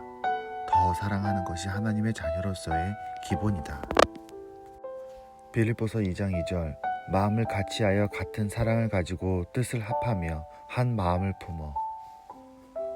사랑은 우리 삶에서 다양한 형태로 나타납니다. 각 사랑의 관계가 다양한 만큼 그 사랑의 결과도 다양합니다. 가끔 예상하지 못한 부정적인 결과로 이어지기도 합니다. 성경은 우리에게 사랑의 방향에 대해 가르칩니다. 하나님의 우리에게 주시는 사랑은 항상 하나가 되어 평화를 이루는 방향으로 이끕니다. 서로의 다름과 부족함들로 인한 갈등은 완벽하게 해결할 수 없습니다. 하지만 사랑은 그 모든 모난 부분들을 이어서 결국 하나가 되게 합니다. 우리의 가정과 교회, 가까운 친구들 사이의 갈등을 봉합하고 하나가 되게 하는 것이 바로 사랑의 결론입니다. 그렇게 하는 것이 사랑입니다. 골로새서 3장 14절 이 모든 것 위에 사랑을 더하라. 이는 온전하게 매는 띠니라. 세상 사람들은 나름대로 이유가 있어서 서로 연결되어 있습니다. 가끔 연애하는 사람을 제외하고는 의무감이나 이익이든 계약이든 떨어지지 않는 이유가 있습니다. 하지만 그 의무가 다하고 더 이상 이익이 없고 계약의 관계가 끝나면 세상의 관계들은 끊어집니다. 우정도 애정도 다 한계가 있습니다. 결국엔 사랑의 감정의 근거에 있기 때문입니다. 하지만 우리가 가진 사랑은 하나님으로부터 오는 힘입니다. 신이 자기 백성을 위해 목숨을 버리는 그 위대한 사랑의 근거에 있습니다. 그 사랑은 우리를 서로 묶습니다. 이익과 계약과 감정과 의무를 넘어서서 우리를 서로 붙잡습니다. 골로새서 3장 12절 그리스도의 말씀이 너희 속에 풍성히 거하여 모든 지혜로 피차 가르치며 권면하고 시와 찬송과 신령한 노래를 부르며 감사하는 마음으로 하나님을 찬양하고. 매일의 삶은 항상 쉽지가 않습니다. 우리의 에너지도 한계가 있고 항상 새로운 문제를 직면해야 하기 때문입니다. 그럴 때 듣는 찬양의 소절 하나, 말씀 한 구절이 가슴에 와서 닿을 때가 있죠. 울컥 눈물이 나기도 하고 깜짝 놀라 정신을 차리기도 하고 두려움에 한 걸음 내디딜 용기가 생기기도 합니다. 우리는 오늘도 그 작은 한마디가 오늘도 필요합니다. 주일 설교 중 한 문장일 수도 있고, 지난 큐티 중 한 단어일 수도 있고, 우연히 찾게 된 찬양 한 소절일 수도 있습니다. 영적인 보물은 우리 주변에 찾기 쉽도록 숨겨져 있습니다. 그걸 찾는 오늘이 되길 바랍니다. 요한복음 15장 12절 내 계명은 곧 내가 너희를 사랑한 것 같이 너희도 서로 사랑하라 하는 이것이니라. 성경적 관점에서 계명은 무엇일까? 그건 단순히 규칙이나 중요한 강조점 정도일까? 성경이 말하는 계명은 삶의 방식 그 자체입니다. 구약에는 613개의 계명이 있고 이것은 먹고 사는 문제보다 훨씬 중요한 삶의 지침이었습니다. 그들은 그 계명을 지키면서 인생에서 무엇이 중요한지 배우고 실천했습니다. 그것은 마치 그리스도인이라는 직업과 같았습니다. 예수님은 이 모든 계명을 압축해서 사랑의 계명을 선포하셨습니다. 우리가 하나님을 사랑하고 자신을 사랑하며 내 가족과 주변 사람들을 사랑하는 일은 노동이고 직업이며 사명이고 삶의 핵심이자 방향입니다. 마태복음 6장 14절 너희가 사람의 잘못을 용서하면 너희 하늘 아버지께서도 너희의 잘못을 용서하시려니와. 성경에는 회개를 해야 용서를 받는다는 말도 나오고 용서를 해야 용서를 받는다는 말도 나옵니다. 그 말은 나의 죄에 대한 회개와 타인의 죄에 대한 용서가 서로 연결되어 있다는 말입니다. 동시에 하나님의 용서와 나의 용서가 서로 연결되어 있다는 말입니다. 우리가 하나님의 자녀라면, 그래서 용서를 받아 구원을 받았다면 당연히 타인의 죄에 대해서도 용서해야 합니다. 용서란 상대방의 죄에 대하여 말이나 행위로 처벌하지 않고 관계를 유지하거나 회복시키는 사랑의 행위입니다. 우리는 먼저 나 자신과 가족을 용서의 눈으로 항상 바라보는 습관을 가져야 합니다. 야고보서 2장 14절 내 형제들아 만일 사람이 믿음이 있노라 하고 행함이 없으면 무슨 유익이 있으리요 그 믿음이 능히 자기를 구원하겠느냐. 우리는 오직 믿음으로 구원을 받는다고 배웠습니다. 하지만 믿음은 단순히 내가 어떤 성경 지식을 알고 있는 것이 아닙니다. 내가 하나님을 신뢰한다는 감정적인 의지만을 말하는 것도 아닙니다. 믿음이란 하나님의 백성이 진리 안에서 그의 나라와 가치와 법칙을 따라 살아가는 삶의 방식임을 인정하고 노력하는 것입니다. 마치 피아노에 대해 아는 것이 아니라 피아노를 연주해야 진짜 음악가가 되는 어야 것과 같습니다. 그러므로 당연히 살아가는 삶의 실천이 곧 믿음이고 구원은 거기서 시작합니다. 그 진심과 구체적인 행동이 우리를 하나님께 더 가까이 가게 합니다. 그게 구원입니다. 베드로전서 1장 22절 너희가 진리를 순종함으로 너희의 영혼을 깨끗하게 하여 거짓이 없이 형제를 사랑하기에 이르렀으니 마음으로 뜨겁게 서로 사랑하라. 우리가 거짓 없이 누군가를 사랑한다는 것은 정말 어려운 일입니다. 우리에게는 항상 죄성이 살아있고 사랑은 부족하며 사람들은 우리 마음과 다르기 때문입니다. 그래서 조금 애를 쓰다가도 곧 실망하거나 지치곤 합니다. 성경은 우리에게 그것이 당연하다고 말합니다. 우리는 말씀 속에서 진리를 계속 알아가고 그 진리에 순종하겠다는 마음을 가져야 합니다. 그러면 빛이 마치 어둠을 몰아내듯이 그 진리가 우리 안에 있는 악함과 어리석음을 몰아냅니다. 당연히 우리는 말씀을 읽으면서 사랑하게 해달라고 기도해야 합니다.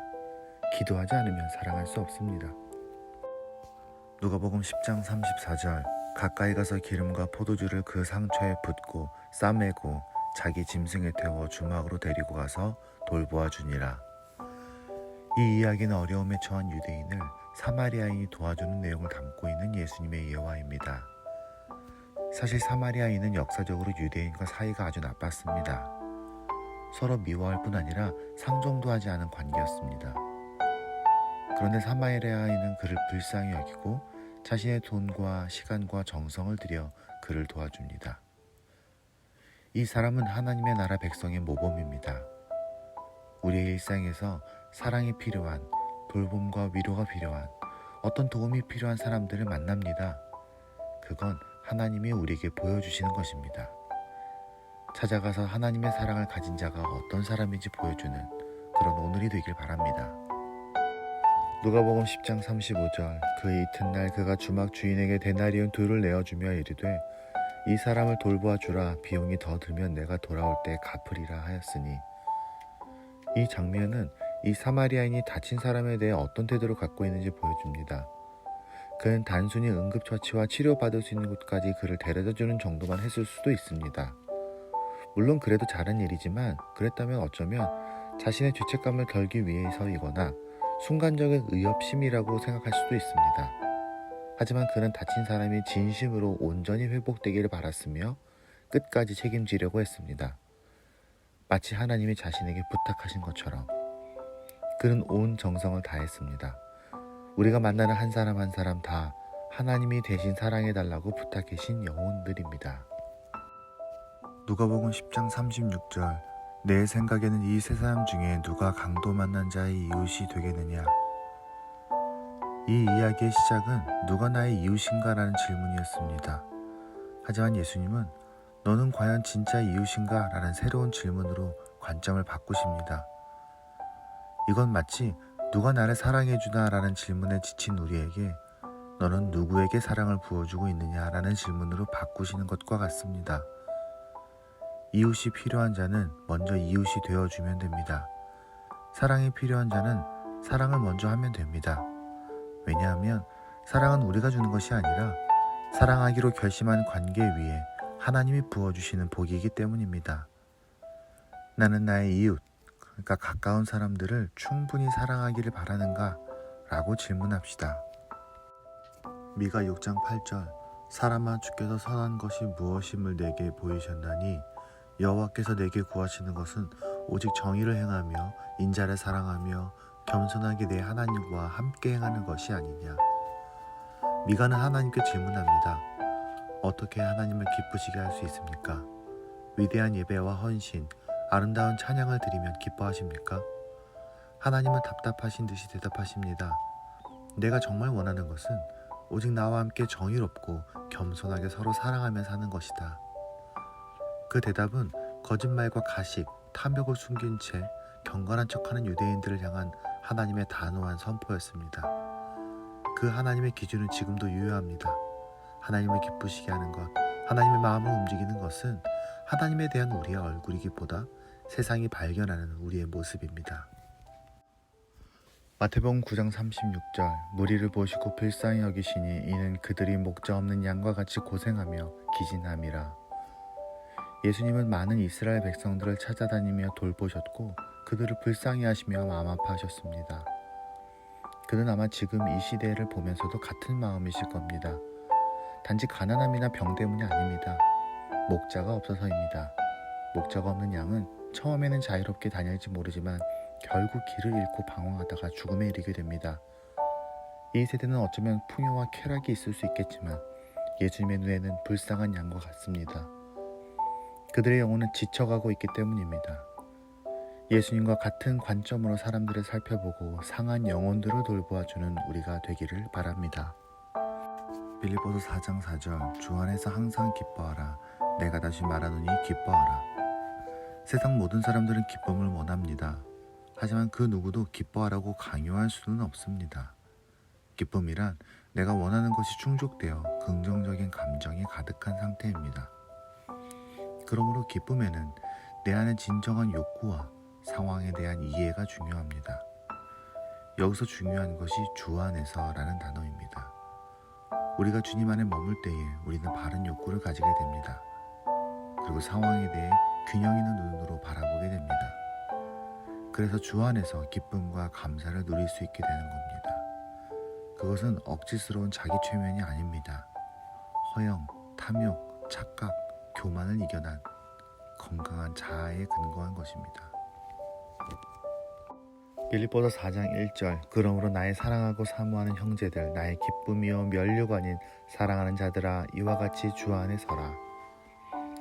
세상은 소유와 권력이 기쁨을 준다고 속입니다. 빼앗기지 않기 위해 더 가지기 위해 사람들은 수단과 방법을 가리지 않습니다. 물론 얻지 못하든 그 결과는 반드시 기쁨을 잃어버리게 됩니다. 아담과 하와는 거기에 속은 것입니다. 진정한 기쁨은 바른 관계에서 옵니다. 하나님과 또 사람들과의 건강한 사랑의 관계는 반드시 우리에게 기쁨을 줍니다. 그것이 가끔은 소유와 권력을 포기하게 한다 하더라도 거기서 오는 기쁨만이 우리를 진정 살아있게 합니다. 용기를 내어 믿음을 가지고 내가 가진 모든 것을 사용해서 하나님과 사람들과의 관계를 위해서 애쓰십시오.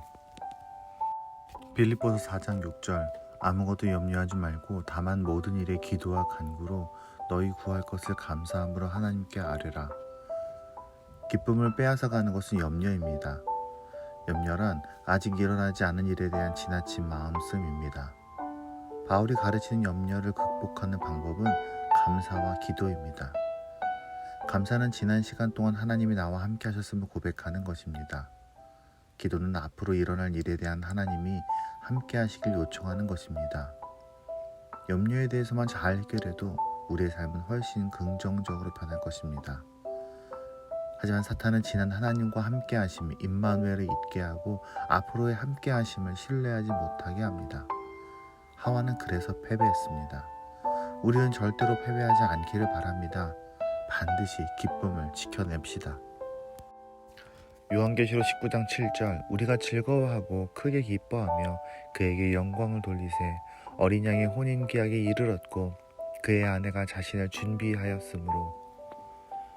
우리가 살면서 마음껏 기뻐할 수 없는 이유는 지금 기쁨이 있다 하더라도 예상치 못한 때에 고통이 올지도 모른다는 불안감 때문입니다. 우리가 축구 경기를 할 때 이기고 있어도 마음 한켠에는 다시 실점을 할 수 있다는 긴장감을 가지고 있는 것과 같습니다. 물론 우리의 인생이 항상 편안하지는 않습니다. 하지만 이것을 기억해야 합니다. 우리의 인생의 끝에는 반드시 기쁨이 있습니다. 우리의 삶은 이미 승리했습니다. 물론 언덕이 있고 골짜기가 있고 가끔 맹수를 만날지라도 우리는 반드시 축제의 자리에서 만날 겁니다. 결론을 아는 자는 희망을 잃어버리지 않습니다. 히브리서 12장 2절 믿음의 주여 또 온전하게 하시는 이인 예수를 바라보자. 그는 그 앞에 있는 기쁨을 위하여 십자가를 참으사 부끄러움을 개의치 아니하시더니 하나님의 보좌 우편에 앉으셨느니라. 예수님은 기쁨으로 모든 순환을 견디셨습니다. 십자가의 고통보다 우리를 살리신다는 소망이 주는 기쁨이 압도적으로 컸기 때문입니다. 마치 부모가 자녀를 위해 많은 고난을 기꺼이 견디는 것처럼 우리에게 거룩한 기쁨은 무엇입니까? 사랑하는 사람의 행복을 위해 우리는 무엇을 포기하고 어떤 고통을 받아들일 수 있습니까? 우리는 사랑하기 위해 자존심을 내려놓고 귀찮음을 극복하며 작은 손해를 감수할 수 있습니다. 그리고 그렇게 거룩한 기쁨을 누리는 삶을 살 수 있습니다. 로마서 5장 1절 그러므로 우리가 믿음으로 의롭다 하심을 받았으니 우리 주 예수 그리스도로 말미암아 하나님과 화평을 누리자. 우리는 누구나 평화를 원합니다. 사람들은 자신의 삶에 통제할 수 없는 어려움이 없기를 원하고 갑작스러운 변화로 인한 두려움이나 슬픔이 사라지기를 바랍니다. 그래서 우리는 자신의 혹은 누군가의 능력으로 평화를 지키기 바랍니다. 하지만 그것은 대단히 어렵습니다. 왜냐하면 사실 세상의 모든 평화는 반드시 하나님과 인간 사이의 평화를 먼저 해결해야 그 실마리를 찾을 수 있기 때문입니다. 우리 삶에 어떤 갈등이나 어려움이 온다면 언제나 우리는 먼저 하나님과 나 사이의 관계를 점검하고 기도와 말씀 가운데 그분께 집중해야 합니다. 그게 진짜 시작입니다. 로마서 5장 8절 우리가 아직 죄인 되었을 때에 그리스도께서 우리를 위하여 죽으심으로 하나님께서 우리에 대한 자기의 사랑을 확증하셨느니라. 세상에는 사랑한다는 말을 하는 사람들이 많습니다. 하지만 정말 그 사랑을 증명하기란 쉽지 않습니다. 연인들의 반짝이는 사랑이 아름답기는 하지만 우리는 알고 있습니다.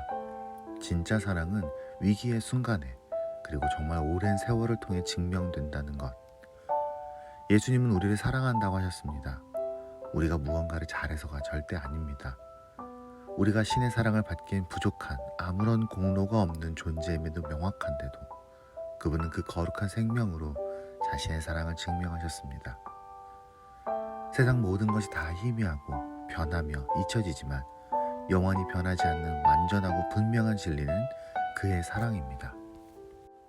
데살로니가 5장 23절 평강의 하나님이 친히 너희를 온전히 거룩하게 하시고 또 너희의 온 영과 혼과 몸이 우리 주 예수 그리스도께서 강림하실 때에 흠없게 보존되기를 원하노라. 주님 오실 날 혹은 우리가 주님을 배울 날까지 우리가 항상 붙잡아야 하는 하나님의 모습은 평화입니다. 하나님과 우리 사이의 평화, 내 안의 영, 혼, 육의 평화, 그리고 세상에서 만나는 온갖 다양한 사람들 사이에서의 평화. 세상은 많이 가진 자를 칭송하고 성공한 자를 부러워하며 높이 올라간 자를 인정합니다.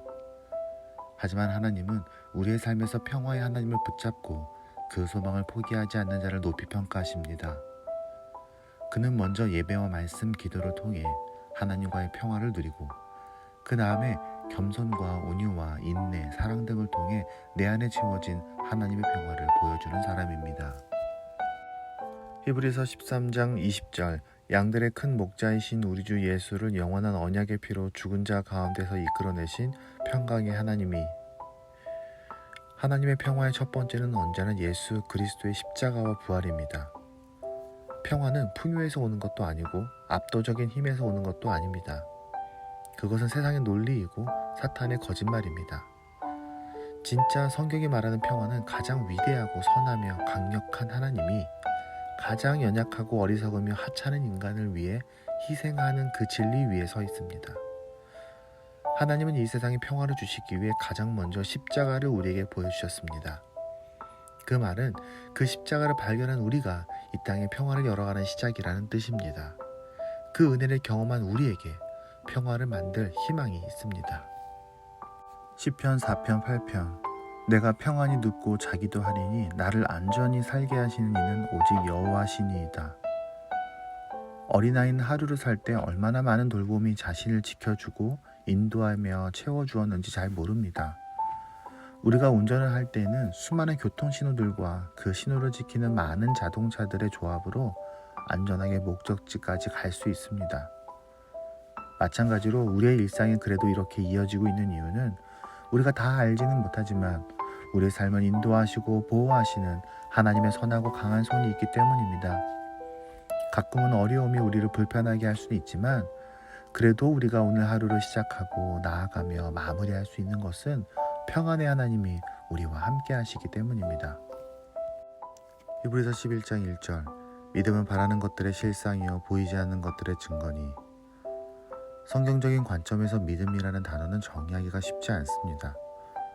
단순히 신뢰한다던가 고집한다는 것도 아니고 회원권이나 티켓 같은 개념도 아니며 추상적이기만 한 단어도 아닙니다. 믿음은 보이지 않는 하나님과 세상에 대한 진실을 이해하고 품고 있는 선한 의지에서 시작합니다. 믿음은 우리가 붙잡는다고 만들어지는 것이 아니라 우리의 정직한 소망에 대해 하나님이 확증해 주시는 마음의 묶음과 같습니다. 그러므로 우리의 믿음은 우리의 순수한 대답이어야 하고 동시에 하나님의 선물이기도 합니다. 그러므로 매일 아침 우리는 이 믿음을 지켜냄과 동시에 감사해야 합니다. 히브리서 11장 7절 믿음으로 노아는 아직 보이지 않는 일에 경고하심을 받아 경외함으로 방주를 준비하여 그 집을 구원하였으니 이로 말미암아 세상을 정죄하고 믿음을 따르는 의의 상속자가 되었느니라. 우리의 지혜와 논리는 살면서 세상의 이치를 깨닫는 데에 아주 중요합니다. 물론 우리는 성경도 이해하고 공부할 수 있습니다. 하지만 우리의 지식은 진리에 도달하기에는 부족합니다. 언제든지 의심에 빠지고 증거의 한계에 포기하기도 합니다. 하지만 하나님이 주시는 믿음은 그 부족함을 완전히 메워줍니다. 우리가 손을 들어 구름을 만질 수는 없지만 하나님은 우리가 진심으로 손을 들 때 기꺼이 구름을 우리의 손까지 이끌어 주십니다. 믿음은 우리를 온전하게 하는 하나님의 선물입니다. 히브리서 4장 15절 우리에게 있는 대제사장은 우리의 연약함을 동정하지 못하실 이가 아니요 모든 일에 우리와 똑같이 시험을 받으신 이로되 죄는 없으시니라. 우리는 가끔 우리의 삶과 예수님의 삶은 아주 멀리 있다고 생각합니다. 그는 하나님이었기 때문에 우리처럼 하루하루 힘들게 살지 않았을 거라고 생각합니다. 물론 그는 우리와 다른 시대, 다른 문화, 다른 현장에서 살았습니다. 하지만 그는 우리 못지않은 고통, 두려움, 절망, 외로움, 유혹, 비난, 배신 등을 겪었습니다. 그리고 그 안에서 신의 능력이 아닌 오롯이 인간으로서 견디고 승리하셨습니다. 그래서 그는 오늘 우리를 이해하실 수 있고 또 격려하실 수 있습니다. 너도 할 수 있다. 더 선하고 더 건강하고 더 당당한 삶을 살 수 있다. 에베소서 2장 8절 너희는 그 은혜에 의하여 믿음으로 말미암아 구원을 받았으니 이것은 너희에게서 난 것이 아니요 하나님의 선물이라. 구원은 죽어서 뭔가 좋은 곳으로 가는 권리를 말하는 것이 아닙니다. 구원은 지금 여기서 하나님을 만나고 그의 품 안에 들어가 그의 통치를 받는 상태를 말합니다. 그것은 하나님이 우리의 죄를 용서하시고 불완전한 우리를 기꺼이 받아주심을 통해 일어났습니다. 그 하나님을 만나고 그의 사랑을 느끼며 그분을 알아가는 것이 바로 믿음입니다. 이 모든 일은 우리가 그분께 간 것이 아니라 그가 오히려 우리를 찾아오신 것입니다. 그러므로 믿음은 내가 알고 있는 무언가가 아니라 그건 사탄도 알고 있습니다. 내가 하나님으로 인해 살아가는 진심의 삶입니다. 로마서 10장 17절 그러므로 믿음은 들음에서 나며 들음은 그리스도의 말씀으로 말미암았느니라. 믿음은 단지 순간적인 감정에 의한 결정은 아닙니다. 그것은 삶 속에서 계속해서 증명되어야 할 가치입니다. 그러므로 믿음은 지켜야 하고 가꾸어야 하며 발전시켜야 합니다. 하지만 그것은 감정이나 의지만으로 되는 것도 아닙니다. 구체적인 진리를 정기적으로 꾸준히 들을 때 우리는 우리의 삶에서 살아나는 믿음을 경험할 수 있습니다. 우리의 삶이 변화하고 나아가듯이 우리의 믿음도 계속해서 업데이트될 필요가 있습니다. 우리가 계속해서 소비되는 에너지를 보충해야 하듯이 우리의 믿음도 말씀을 통해 계속해서 보충해야 합니다.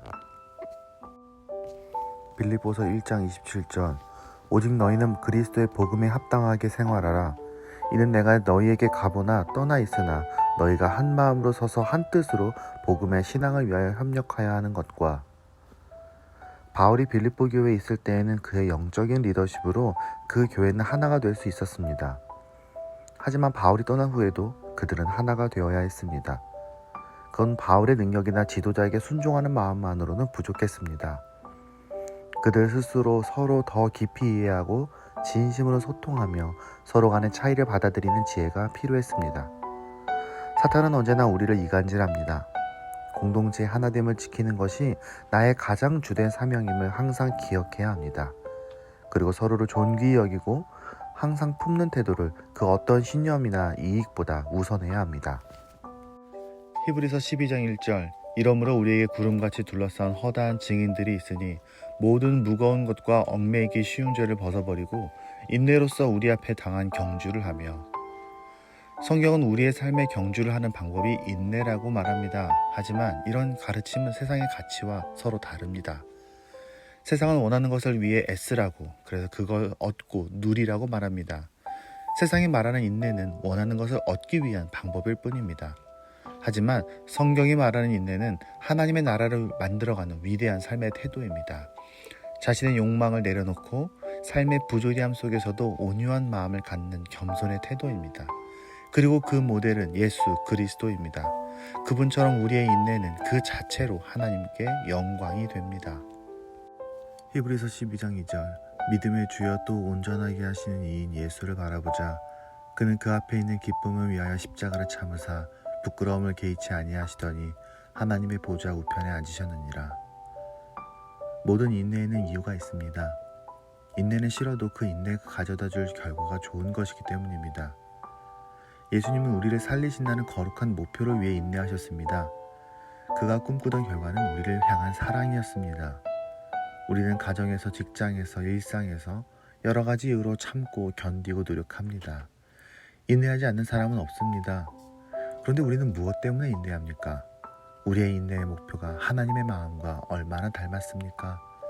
나의 만족보다는 사람을 사랑하고 위로하고 축복하고 품어주기 위해 인내하고 있습니까? 히브리서 12장 10절 그들은 잠시 자기의 뜻대로 우리를 징계하였거니와 오직 하나님은 우리의 유익을 위하여 그의 거룩하심에 참여하게 하시느니라. 우리 삶에는 어려움이 끊이지 않습니다. 우리가 아무리 열심히 신앙생활을 해도 그건 사라지지 않을 겁니다. 하나님이 우리를 보호하시긴 하지만 아직 종말이 오지 않았기 때문에 하나님은 세상에 악을 남겨두셨기 때문입니다. 그리고 하나님은 여러 가지 이유로 우리에게 어려움을 허락하십니다. 우리는 그런 때에도 하나님의 함께 하심과 우리를 향한 하나님의 변함없는 사랑을 의심해서는 안 됩니다. 그분은 반드시 우리를 승리하게 하실 것이고 성장하게 하실 것이며 놀라운 삶의 아름다운 열매를 맺게 하실 것을 믿어야 합니다. 로마서 12장 12절 소망 중에 즐거워하며 환난 중에 참으며 기도에 항상 힘쓰며. 사람은 어려움을 만나면 감정이 먼저 반응합니다. 놀라거나 두려워지거나 슬퍼지거나 분노하게 됩니다. 그렇게 감정에 앞서면 우리는 상황을 논리적으로 합리적으로 판단하기보다는 자신의 연약한 생각 방식대로 끌려가게 됩니다. 자신의 감정을 내버려 두면 그렇게 말씀도 잊게 되고 거룩한 소망도 잊게 됩니다. 그리고 그건 습관이 될 수 있습니다. 우리의 인내는 우리가 부정적 감정의 사슬에서 벗어나 상황을 지혜롭게 분석하고 소망을 잃어버리지 않게 함으로써 어려움 속에서도 긍정과 기쁨을 발견하게 합니다. 마치 동굴이 터널이 되는 것과 같습니다. 디모데후서 2장 24절 주의 종은 마땅히 다투지 아니하고 모든 사람에 대하여 온유하며 가르치기를 잘하며 참으며. 우리는 정말 다양한 사람들을 만납니다. 그들 중에는 나쁜 태도를 가진 사람도 있고 나와는 너무 다른 사람도 있습니다. 그래서 우리가 살면서 모든 사람과 자연스럽게 화평한다는 건 거의 불가능에 가깝습니다. 하지만 성경은 그래도 다투지 말라고, 그래도 모든 사람에게 온유함을 잃어버리지 말라고 말합니다. 물론 그들의 마음을 잘 헤아리고 그 사람의 입장을 발견하는 지혜도 필요합니다. 하지만 기본적으로 삶에서 감정이 요동치는 모든 순간에 당황하지 말고 예수님을 생각하는 습관을 가질 필요가 있습니다. 그래야 빠르게 바른 마음과 생각을 가질 수 있습니다. 빌립보서 2장 5절 너희 안에 이 마음을 품으라 곧 그리스도 예수의 마음이니. 우리는 결혼을 하면 당연히 부부가 하나가 된다고 말합니다. 자녀를 낳으면 가족이 하나가 된다고 말합니다. 교회에 다니게 되면 그 공동체와 하나가 된다고 말합니다. 하지만 우리는 알고 있습니다. 하나됨은 너무나 어렵습니다. 사탄이 수단과 방법을 가리지 않고 노력하는 일은 바로 하나됨을 방해하는 일입니다. 하나됨을 이룬 일은 그래서 당연히 쉽지가 않습니다. 하나님이 바라시는 하나됨을 부부가, 가정이, 교회가 이루기 위해서는 예수 그리스도를 끊임없이 묵상하는 것 외에는 방법이 없습니다. 하나님과의 분열의 문제를 해결하기 위해 십자가가 필요했던 것처럼 우리도 그래야 합니다. 마태복음 20장 26절 너희 중에는 그렇지 않아야 하나니 너희 중에 누구든지 크고자 하는 자는 너희를 섬기는 자가 되고. 우리는 가정, 교회, 직장, 사회에서 하나가 되는 것이 좋은 가치라고 말하지만 현실은 그렇지 못할 때가 많습니다. 왜냐하면 하나됨의 원리를 잘 모르기 때문입니다. 세상은 하나 되어야 한다고 말하면서 자신은 높은 곳에 서기 원합니다. 평등하다고 말하면서 자신은 더 대접받기를 원합니다. 문제는 우리가 모두 죄인이기 때문에 같은 잘못을 한다는 것이고 자연스럽게 세상은 갈등으로 채워져 가게 됩니다. 정말 우리가 서로 사랑하며 하나가 되기를 바란다면, 그 마음이 진심이라면 우리는 상대방보다 더 낮아지기를, 더 섬기기를, 더 아래에 있기를 소망해야 합니다. 마태복음 23장 12절 누구든지 자기를 높이는 자는 낮아지고 누구든지 자기를 낮추는 자는 높아지리라. 평화를 만들기 위해서 자신을 겸손히 낮추는 것은 필수적인 태도입니다. 그런데 우리는 종종 그렇게 자신을 낮추면 하나님께서 결국 높이실 것이라는 이야기를 합니다. 그건 진짜 예수님을 닮은 겸손이 아니라 높아지기 위한 전략일 뿐입니다. 이 말씀에서 높아진다는 말의 의미는 지금 이 세상에서 높아진다는 약속이 아닙니다. 어쩌면 이 세상에서는 그냥 잊혀져 버릴 수도 있습니다. 하지만 하나님께는 더없이 소중한 존재가 된다는 의미입니다. 세상은 나의 가치를 모르지만 하나님은 반드시 그걸 알아주신다는 믿음의 고백입니다. 예수님처럼 말입니다. 갈라디아서 3장 28절 너희는 유대인이나 헬라인이나 종이나 자유인이나 남자나 여자나 다 그리스도 예수 안에서 하나이니라. 우리가 진정 하나가 되기 위해서는 서로가 온전히 동등하다는 평등의 생각이 있어야 합니다.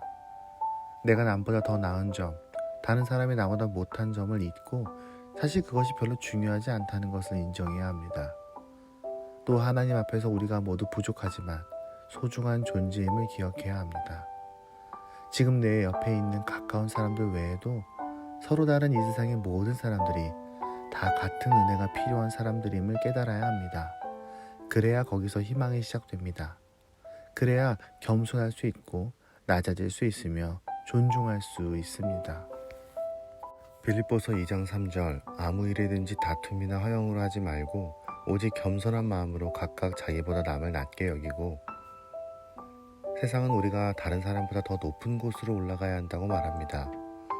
혹시 좀 부족해도 자신이 더 높은 곳에 있는 것처럼 드러내라고 말합니다. 그래서 사람들은 자신의 소유와 권력을 과시하고 포장하며 약점을 숨기는 데 힘을 쏟습니다.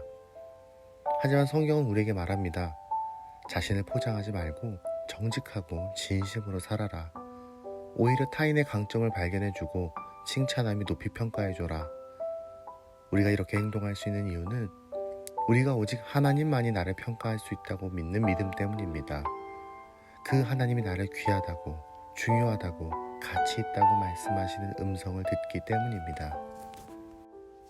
로마서 12장 3절 내게 주신 은혜로 말미암아 너희 각 사람에게 말하노니 마땅히 생각할 그 이상의 생각을 품지 말고 오직 하나님께서 각 사람에게 나누어 주신 믿음의 분량대로 지혜롭게 생각하라.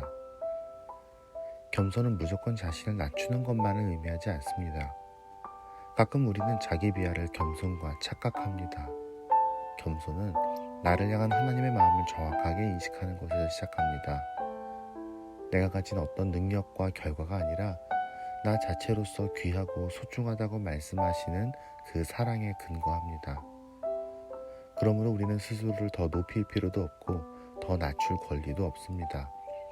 숨길 수도 없고 억지를 부릴 필요도 없습니다. 하나님의 사랑과 은혜를 있는 그대로 받아들이는 것, 그것이 바로 겸손입니다. 베드로전서 5장 5절 젊은 자들아 이와 같이 장로들에게 순종하고 다 서로 겸손으로 허리를 동이라. 하나님은 교만한 자를 대적하시되 겸손한 자들에게는 은혜를 주시느니라. 우리가 세상에서 겸손한 마음으로 산다면 어떤 결과가 올까요?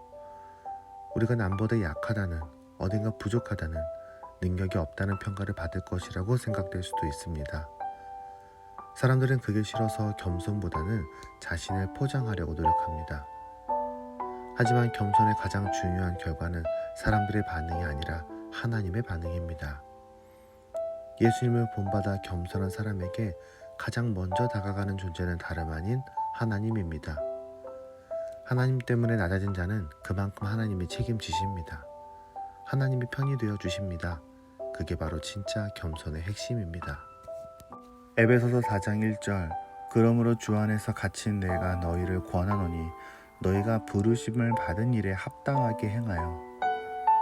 우리는 겸손이 중요한 덕목이라는 것을 잘 알고 있습니다. 가정에서든 직장에서든 또는 여러 모임에서 교만한 언행을 하지 않는 것은 중요합니다. 다만 모든 상황에서 동일한 태도를 취할 수는 없습니다. 그게 혼동되어 우리는 자주 실수합니다.